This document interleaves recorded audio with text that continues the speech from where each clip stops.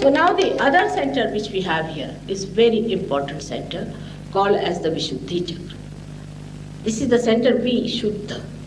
One is Shuddha means pure, but Vishuddha means absolutely pure. This has got 16 petals, as we have got the cervical plexus expressed in the rose, which has also got 16 subplexuses. It tallies with medical science completely.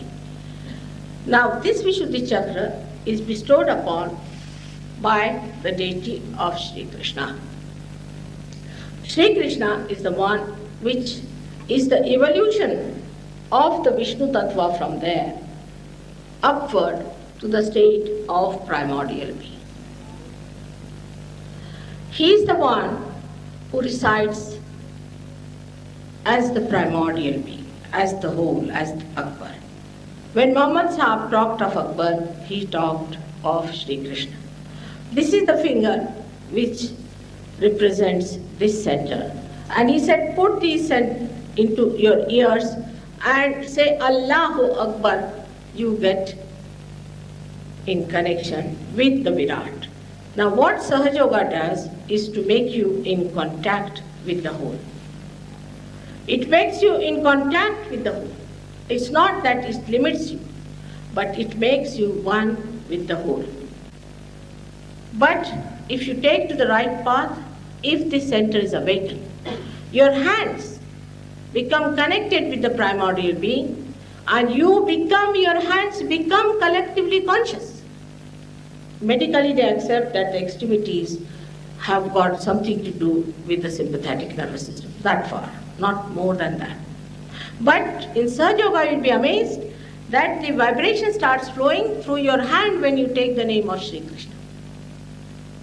And these vibrations, when you want to find out what are these, then you'll be amazed they relate to your centers within yourself. Even if you get 10 children who are realized souls and tie their eyes and ask them about a person who is sitting before them, what's wrong with him, they will say one finger or this finger or this finger or two fingers. Because you can feel the charring. You can feel sometimes a kind of a heat. Sometimes you may feel the numbness. If you feel the numbness on your fingers, then you must know that the person has to die. So many things you can know, all the permutations of these 7 centers and this one, 1, 5, and 6 and 7. So we have 7 centers. To understand about the centers, first you must get your realization. That is important. In the beginning, you will find the vibrations are coming, going, coming, going. It is not steady. First, you must steady yourself. Then you can find out from your hands what are the centers catching. Because these vibrations are nothing but the power of God is flowing through you. They understand these vibrations, they coordinate.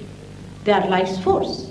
They are the one who create all these living things, like they are the one who sprout a seed, they are the one who transform the flower into a fruit.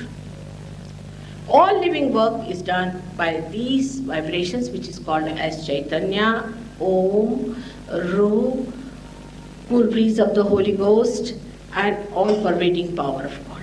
That starts flowing through you. First time you feel them. Yesterday many people felt it, and people were very happy that so many felt it, because that's a sign that here many people are going to get realization.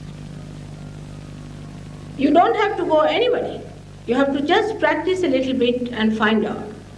You'll become such an expert. One person in India who got realization has so far given realization to at least 10,000 people in a village, many villages. He's a very ordinary man. We wanted him to come, but there was a kind of a visa problem, so he could not come. He's a very simple farmer, and he got his realization, and he knows so much about Sahaja-Yoga that you'll be amazed. He has not been to any university, to any college or anything. But he's so knowledgeable, because once you have these vibrations, they guide you. So, the spirit sitting in your heart guides you and tells you what is right and what is wrong. If you have to ask a question, Mother, is there God? If you ask this question, immediately there will be a tremendous flow saying that it is there. Now, how to understand that these are the vibrations of God? Also, this question can come. We can judge them relatively.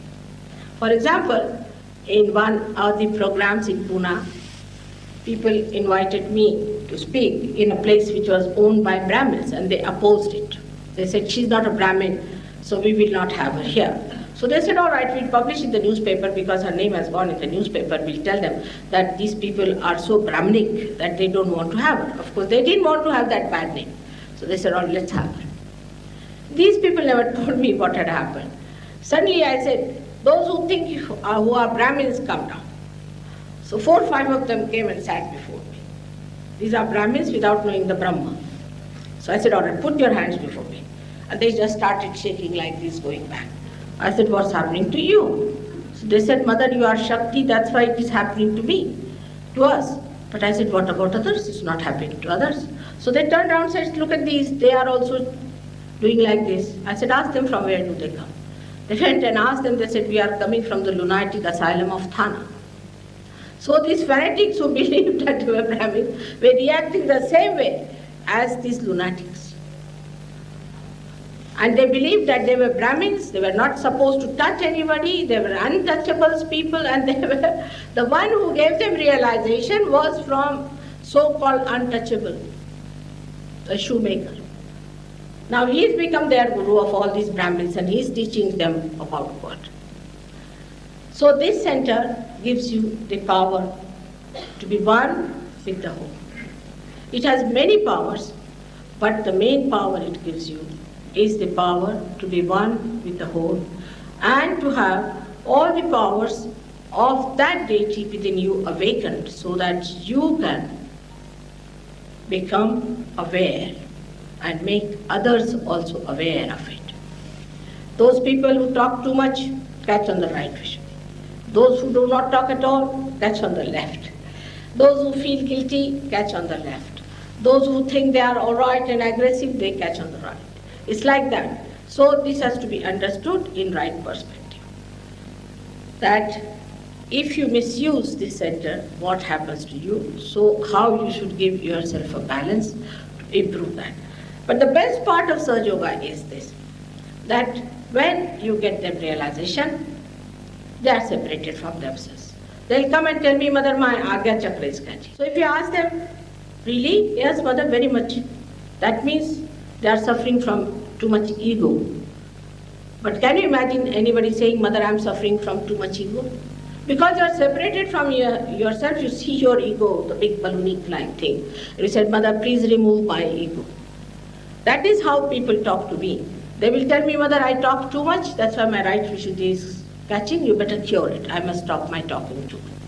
So you start correcting yourself because you get separated from yourself. You become the spirit and the rest you see. Like I see my sari, if there's a spot, I would like to clean it. I'm not identified with the spot.